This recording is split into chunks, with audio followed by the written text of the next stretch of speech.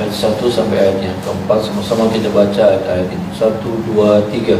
Kemudian bertanyalah Daud kepada Tuhan, katanya, apakah aku harus pergi ke salah satu kota di Yehuda? Firman Tuhan kepadanya, pergilah. Lalu kata Daud, kemana aku pergi? Firman-Nya, ke Hebron. Lalu pergilah Daud ke sana dengan kedua istrinya, Ahinoam perempuan di Israel, dan Abigail bekas istri Nabal orang Karmel itu. Juga Daud membawa serta orang-orangnya yang mengiringinya masing-masing dengan rumah tangganya, dan menetaplah mereka di kota-kota Hebron. Kemudian datanglah orang-orang Yehuda lalu mengurapi Daud di sana jadi raja atas kaum Yehuda. Ketika kepada Daud diberitahukan bahwa orang-orang Yabes Gilead menguburkan Saul.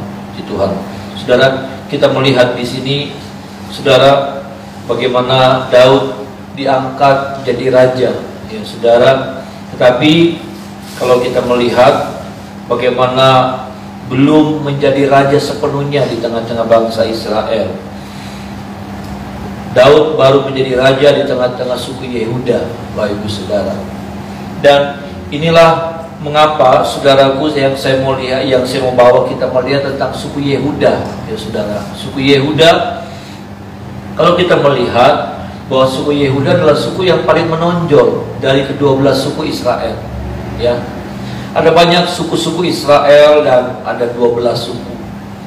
Dan suku-suku ini hebat-hebat, saudara. Tapi dari sekian banyak suku-suku ini, kalau saudara melihat, maka suku Yehuda yang paling menonjol, ya. Suku Yehuda bukanlah anak Yakub yang tertua, bukan. Ya. Dan kalau kita lihat juga cerita tentang Yehuda tidak sehebat cerita tentang Yusuf. Ya saudara, cerita tentang Yusuf, bagaimana Yusuf dijual sama saudara-saudara dan lain sebagainya. Tapi nanti kalau kita lihat cerita tentang Yehuda, itu sebuah cerita yang luar biasa, ya. Sebuah cerita tentang sebuah sikap, ya. Cerita tentang sebuah prinsip hidup, saudara. Banyak hal, ya. Itulah sebabnya makanya saya katakan Yehuda menjadi suku yang paling menonjol dari 12 suku ini, saudara. Dan ini yang saya lihat, yang kita lihat, yang kita belajar, ya saudara. Suku ini bukan suku yang suka mengekor, ya. Dalam banyak peristiwa, ya saudara, suku Yehuda ini punya sikap, punya pilihan, tidak ngekor gitu. Karena kebanyakan orang seperti ini, maka Yehuda juga seperti itu. Nah, makanya apa? Dialah atau merekalah yang pertama kali mengangkat Daud jadi raja. Ya, ketika orang lain belum berpikiran seperti itu, tapi Yehudalah ketika Daud datang di Hebron, mereka memutuskan untuk apa? Mengangkat Daud menjadi raja. Ini suku yang pertama kali mengangkat Daud jadi raja. Nanti berapa tahun kemudian baru suku-suku yang lain mengangkat Daud jadi raja di tengah-tengah bangsa Israel keseluruhan. Ini suku yang tidak suka ngekor. Pelajaran buat kita, saudara, kita harus punya pilihan. Ada amin, saudara, ya. Kita jangan suka ngekor, nggak bagus, ya. Makanya firman Tuhan bilang sama kita, jadi kepala dan bukan jadi ekor. Jadi kepala bukan jadi ekor itu bicara tentang bagaimana bagaimana karakter, bagaimana prinsip hidup, bagaimana pilihan-pilihan hidup juga jangan seperti itu. Nanti Tuhan akan bawa kita jadi kepala, ya, di atas bukan di bawah, kata firman Tuhan. Tetapi prinsip ini dulu yang harus kita miliki sebagai orang percaya, saudara. Berapa banyak kali kehidupan kita sifatnya ngekor, tergantung pilihannya orang, tergantung maunya orang, ikut aja, manut aja. Selalu kita terlatih dengan cara seperti itu. Akhirnya apa? Akhirnya dalam setiap keputusan kita, karena sudah terbentuk, sudah terbiasa, ya. Kita sudah terbiasa tidak punya pilihan. Ini hati-hati. Ini bukan bicara tentang pemimpin, saudara. Kadang-kadang kita bilang begini, kan saya bukan pemimpin, saya nggak usah punya sikap. Oh enggak, kita harus punya sikap. Bisa bilang amin saudara? Kita harus punya sikap. Saya kan bukan pemimpin. Oh enggak, masing-masing kita di pemimpin, saudara. Dan kita kadang-kadang apa? Kadang-kadang membiasakan diri dengan ya udah ikut aja, ya udah ikut aja. Akhirnya apa? Akhirnya kita terbiasa untuk tidak memiliki pilihan. Pilihan kita adalah pilihannya orang lain sebetulnya. Hati-hati Bapak Saudara, ya. Ini nggak bagus, karena ini akan menjadi sebuah gaya hidup. Yehuda enggak. Kalau sudah melihat ya saudara, dari Yehuda lah yang pertama ketika Yusuf ingin dibunuh saudaraku, Yehuda yang bela. Nanti ada kejadian lagi saudaraku, Musa ya saudaraku, Yehuda yang memihak kepada Musa. Banyak. Ketika suku-suku yang lain memberontak, Yehuda berpihak sama Musa. Jadi banyak saudaraku, banyak kejadian di mana Yehuda ini punya sikap, punya prinsip. Dia tidak membiasakan diri ngikut pilihannya orang banyak. Ya, itulah sebabnya saudaraku yang kita lihat juga, mereka cepat berpikir dan tepat dalam memutuskan. Ini juga yang perlu saudara. Dalam situasi-situasi tertentu kita punya waktu yang panjang untuk menentukan pilihan. Tapi ada waktu-waktu, ada saat-saat di mana kita harus cepat memutuskan, cepat harus ambil sebuah pilihan. Saat itu, saudaraku, Daud datang di Hebron. Ya, Daud datang di Hebron. Lalu kemudian bagaimana ceritanya kemudian mereka memutuskan untuk mengangkat Daud jadi raja. Dan ternyata itu pilihan yang benar. Saya katakan tadi, saudara, kadang saudara, kita punya banyak waktu untuk memilih. Hari ini kita nggak memilih, masih ada besok. Minggu ini kita belum memilih, nantilah minggu depan masih ada. Nggak apa-apa, ada waktunya, ada saat seperti itu. Tapi ada saat-saat di mana kita nggak punya banyak waktu. Kita harus menentukan sebuah pilihan cepat dan harus tepat.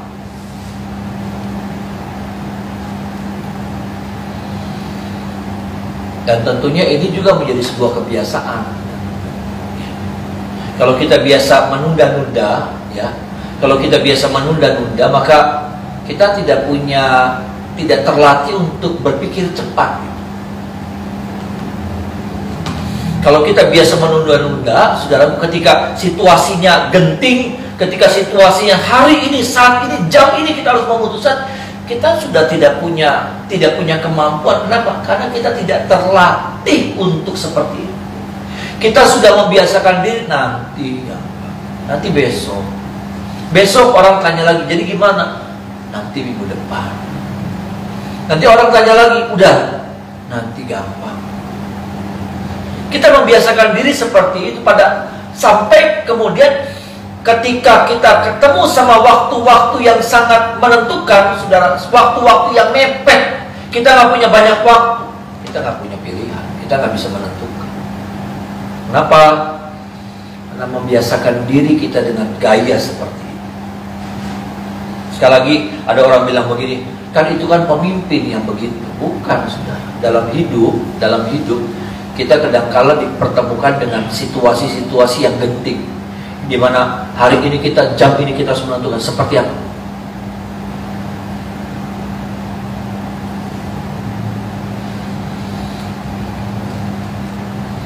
Dan kita harus bertanggung jawab, saudara. Saya ingat ya saudara, bagaimana ketika Tuhan panggil mama saya. Dan padahal saya itu anak bungsu, saudara. Waktu itu kakak-kakak saya masih komplit. Ya, kakak-kakak saya itu masih komplit. Jadi mereka tanya, jadi kapan? Waktu itu mama Tuhan panggil hari Selasa. Jadi kapan dikuburnya? Saya bilang hari Senin. Saya putuskan hari Senin, saudara. Bayangkan sudah dari hari Selasa malam, Rabu, Kamis, Jumat, Sabtu, Minggu, Senin, 6 hari. Mereka bilang kelamaan, enggak, Senin, saya bilang. Ya. Dan itu saudara, ternyata keputusan saya memang itu kita dilatih dengan seperti itu, Bapak Ibu Saudara. Keputusan kita harus bisa dipertanggungjawabkan. Ada amin saudara, ya. Keputusan kita tuh jangan serampangan. Keputusan kita karena keputusan kita tuh selalu punya resiko. Keputusan kita tuh punya resiko, saudara. Apapun keputusannya, saudara. A, B, C, ya ada risikonya, tidak ada risikonya. Kita jawab tidak ada risikonya, kita jawab ya ada risiko. Saya ingat saudara waktu itu baru berapa hari, ya, saya lihat karena itu peti terbuka ya saudara. Mama sudah mulai bengkak gitu, saudara. Mama kurus saudara, ya, mama kurus. Dan puji Tuhannya waktu mama sebelum dipanggil Tuhan, mama sudah BAB, ya, itu ternyata punya pengaruh loh saudara. Sudah BAB, udah buang air ya saudara. Sebelumnya ya saudara, jam-jam sebelumnya itu mama masih sadar seperti itu. Dan saya sudah yakin bahwa kuat mama ya, karena saya sudah memperhatikan ya, sudah ketemu sama yang namanya jenazah tuh banyak kali ya saudara. Mama kurus, jadi mama saya pikir kuat. Ternyata saudara, saya lihat berapa hari, 2 hari kalau nggak salah, malam ada ibadah, setiap malam ada ibadah penghiburan. Ini mama sudah mulai bengkak. Gusinya mama sudah mulai bengkak. Waduh, saya sudah mulai bingung saudara. Ya, saya sudah mulai bingung ya. Dan ini harus kita tanggung, kita nggak bisa nyalain orang, kita nggak bisa apa ya sudah. Pengumuman sudah disampaikan bahwa Ibu Gembala akan dimakamkan hari Senin. Maksud saya seperti itu, kita lagi belajar seperti itu ya sudah, tentang menentukan sebuah pilihan yang cepat dan tepat. Ya beresiko saudara. Ya.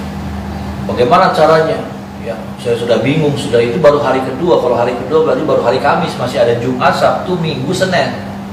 Bayangkan, ya, Tuhan kasih hikmat sama saya bagaimana caranya ya saudara. Ya, dikasih es sudah, bawah, ya sudah dikasih es, masih nggak mempan. Ya namanya es di bawah ada penghalangnya. Jadi apa saudara? Kalau malam saya punya AC portable dikasih berkat sama keluarga Bapak Rudi, ya. Ada AC portable. Jadi kalau malam tamu-tamu sudah pulang, ibadah sudah selesai, saudara, itu AC-nya saya naikin ke atas. Saya sorotin ke jenazahnya mama gitu. Saya sorotin ke jenazahnya mama. Dan itu bikin awet gitu saudara. Itu bikin tubuh mama, badan mama bisa bertahan. Ya. Jadi maksud saya, pilihan kita ini beresiko, dan kita harus tahu cara bagaimana bisa mengatasi resiko itu. Itu sebuah tanggung jawab, Bapak Ibu Saudara. Kita nggak bisa lari. Kita cuma bisa menentukan pilihan, tapi ketika kemudian ada masalah di tengah jalan, lalu kemudian kita bilang embuh, deweru, duduk urusan kita, nggak bisa. Inilah kehidupan di mana pilihan A, B, C, D sampai Z, setiap A, setiap angka, setiap abjad itu saudara, itu ada risiko-risiko.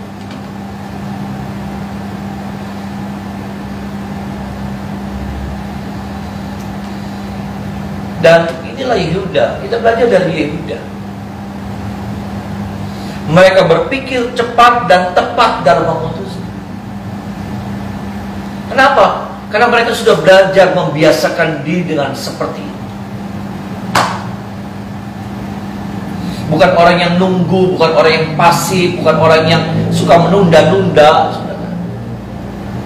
Sampai yang saya katakan tadi, ketika kita ketemu sama masalah yang dimana itu harus, kadang-kadang kita ketemu sama cepat 5 menit, cuma 5 menit, apa namanya, waktunya. Kita nggak bisa. Kenapa? Kita tidak terbiasa berpikir cepat. Kita biasa apa? Nanti ngerenung, lihat langit, lihat bintang, saudara. Ya, kita belum bisa mikir, hari boleh natap langit dikit.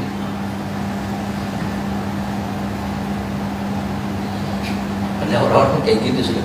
Aduh, belum bisa mikir, hari beli minum kopi dikit, bari nyantai. Gak bisa, saudara.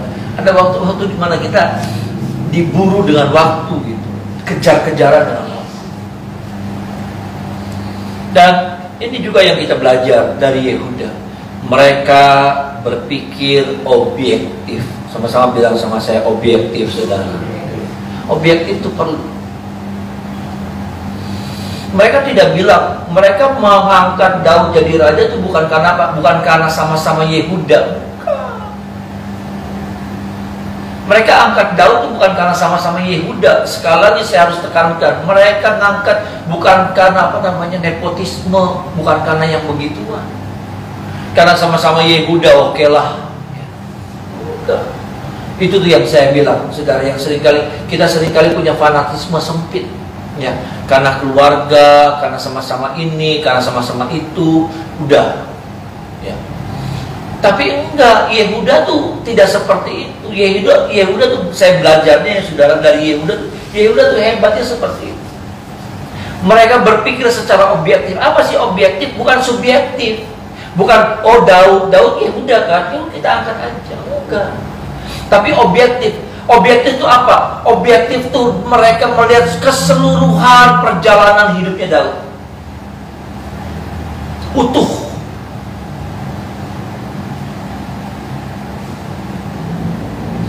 Apa yang Daud buat, apa kesalahan Daud, apa ininya Daud, kenapa jadi begini, kenapa jadi begitu. Mereka lihat.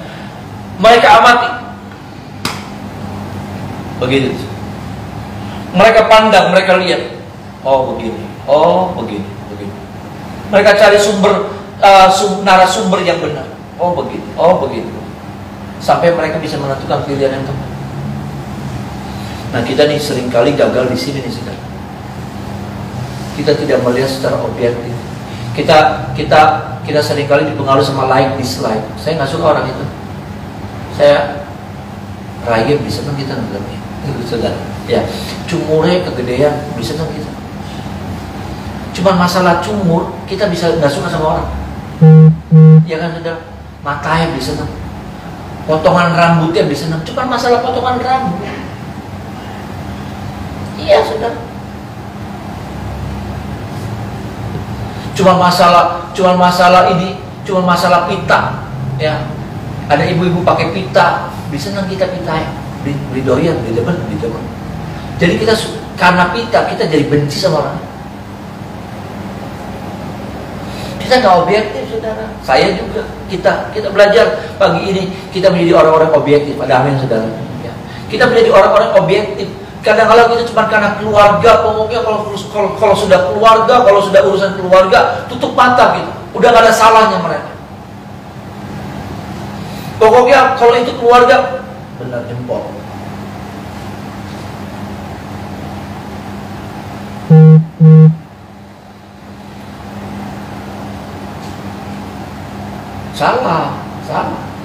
Salah buat cara kita mendidik orang, memperlakukan orang, salah juga dalam kita memperlakukan diri kita, membentuk diri.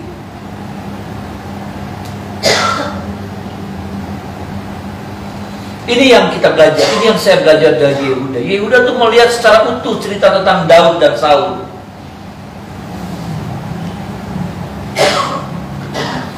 Mereka kan gak ikut Daud, saudara. Mereka ketemu Daud itu pada waktu Daud ada di Hebron. Mereka tuh Yehuda tuh bukan ikut Daud, lagi Daud ada di Siklag. Bukan. Yang ada di Siklag itu orang-orangnya Daud dengan segala latar belakangnya. Yang dari gua apa tuh, saudara? Adulam. Itu Ini bukan, mereka ini bukan orang-orang Adulam. Mereka ini Yehuda, punya tempat sendiri. Mereka nggak ikut ke Siklag, mereka nggak ikut waktu pelarian Daud, enggak. Beda. Dan bukan juga karena Daud datang ke Hebron maka mereka angkat Daud. Tidak, karena memang Tuhan sudah mempertemukan. Kenapa? Karena memang Yehuda sudah punya penilaian yang benar kepada Daud. Makanya Tuhan waktu Daud tanya, kemana aku harus pergi Tuhan? Hebron. Ya, kamu pergi ke Hebron. Karena memang Tuhan mempertemukan Daud dengan Yehuda. Walaupun memang itu adalah sukunya.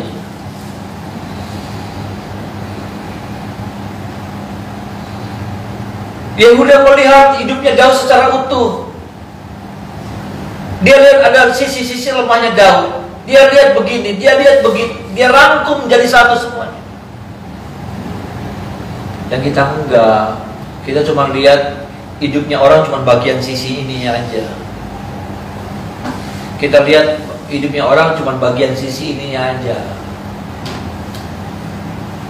Kesalahan yang sekarangnya, yang lainnya nggak kelihatan.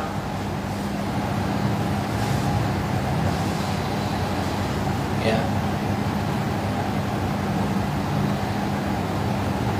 Yang ada istilah apa tuh? Panas setahun dihapus hujan sehari, mengembalikan itu. Ya. Kadang-kadang kita nggak lihat secara utuh. Karena sebuah kesalahan kecil, maka semuanya jadi hilang semua.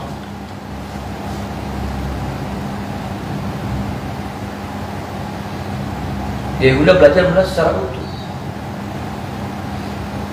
Sebuah gambaran jelas. Dan kemudian mereka menentukan, oh ya ini orang pantas jadi raja. Ini orang baik. Oh ini orang bagus. Oh ini orang berkualitas. Belajar seperti ini saudara. Ada amin saudara ya. Belajar melihat segala sesuatu secara objektif. Belajar melihat segala sesuatu secara objektif. Jangan kadang-kadang orang tegur kita lalu kita kemudian nggak suka sama orang itu. Ya, kita pikir orang itu benci sama kita, orang pikir kita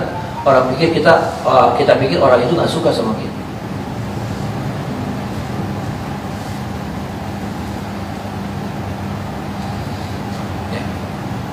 Padahal nggak seperti itu. Kadang-kala tidak seperti itu, saudara.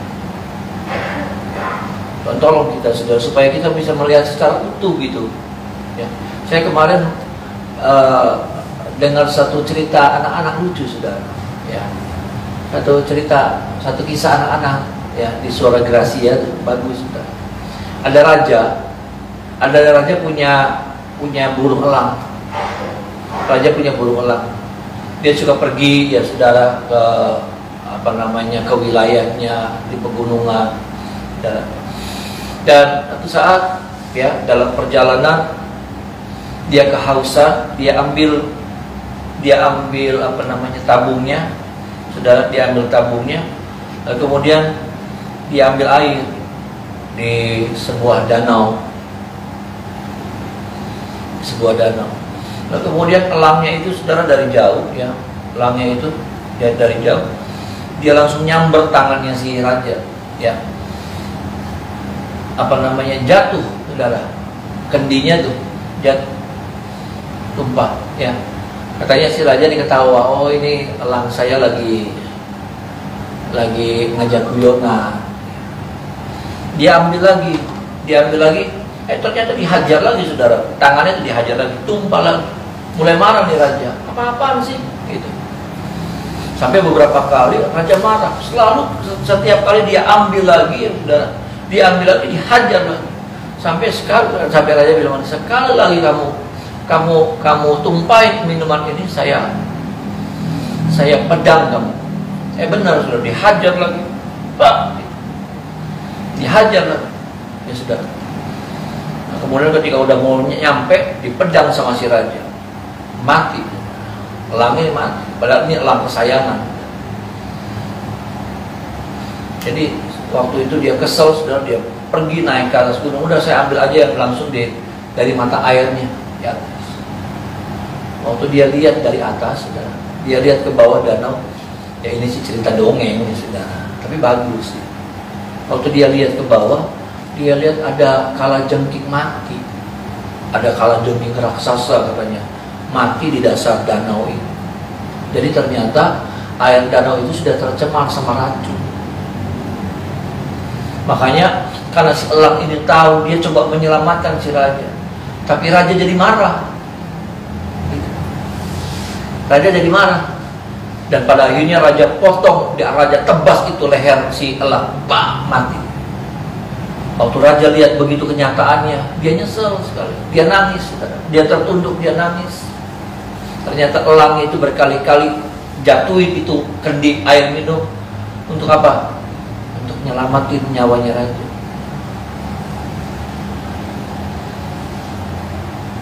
Kita kadang-kadang cuma melihat sepotong cerita. Kita cuma melihat sebagian cerita. Kita nggak lihat secara utuh. Sampai apa? Tindakan-tindakan kita, tindakan-tindakan yang membahayakan, tindakan yang mengerikan, tindakan yang blunder, kesalahan besar.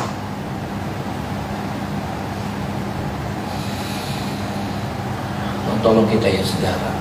Ini pelajaran sepertinya jauh dari cerita tentang firman, tapi ini pelajaran-pelajaran kehidupan yang kalau kita tidak memperhatikan, ya, kekristenan kan bukan cuma bisa tentang doa, lagi baca firman, lagi ibadah, nyanyi, tapi apa? Prinsip-prinsip hidup sebetulnya yang firman Tuhan ajarkan. Bisa bilang amin saudara? Prinsip-prinsip hidup, nilai-nilai kehidupan. Bagaimana menjalani hidup, bagaimana merespon keadaan, bagaimana menentukan sebuah pilihan yang benar. Karena itu, firman itu ketika kita baca firman, nanti di dalamnya ada kekayaan yang luar biasa, yang mengajar kita, menambahkan kepada kita hikmatnya Tuhan.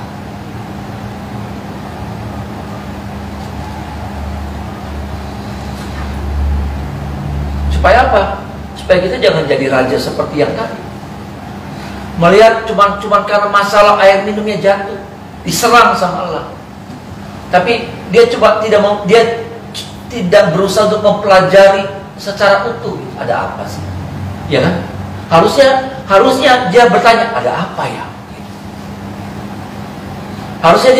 Harusnya dia curiga, ada apa ya? Ini kok berkali-kali enggak sewajarnya. Tidak seperti biasanya elang saya seperti ini. Biasa-biasa waktu saya mampir di danau ini, saya minum boleh, gak apa-apa, gak pernah diserang. Tapi ada apa ya? Inilah hikmah.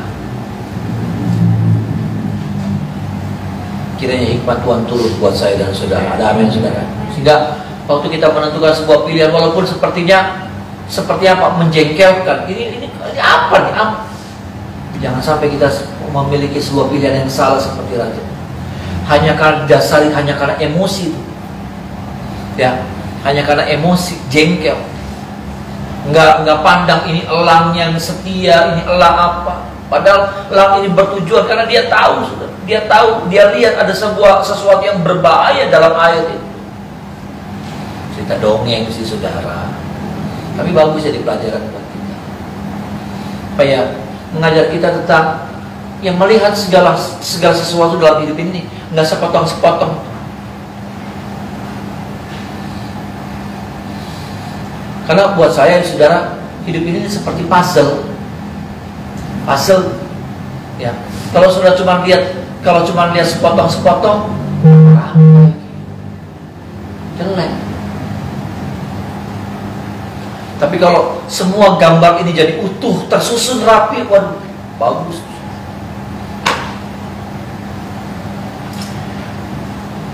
Saya cuma bilang begini, kepintaran kita tuh nggak akan nyampe kita, pendidikan kita tuh nggak akan bawa kita sampai kepada situ. Betul. Cuman hikmat Tuhan yang bisa memampukan saya dan saudara. Ada amin saudara. Tuhan hikmatnya itu diberikan kepada saya, kepada bapak saudara. Supaya apa? Pilihan-pilihan kita ini pilihan-pilihan tepat, pilihan-pilihan yang benar. Amin. Mari kita menyembah Tuhan.